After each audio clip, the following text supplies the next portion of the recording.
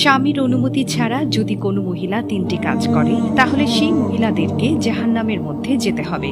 নামাজ পড়ার পরেও জাহান্নামে যেতে হবে, রোজা রাখার পরেও জাহান্নামে যেতে হবে, হজ করার পরে, যাকাত দেওয়ার পরেও, তাহাজ্জুদের নামাজ পড়ার পরেও সেই মহিলাদেরকেই জাহান্নামে যেতে হবে। নাউজুবিল্লাহ। তাই সাবধান, স্বামীর অনুমতি ছাড়া আমার বিবাহিত মা এবং বোনেরা এই ৩টি কাজ কখনোই করবেন না।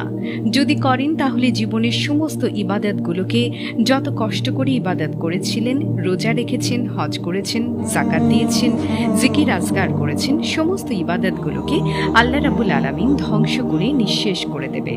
তাই সাবধান, স্বামীর অনুমতি ছাড়া এই ৩টি কাজ আমার মা বোনেরা কখনোই করবেন না।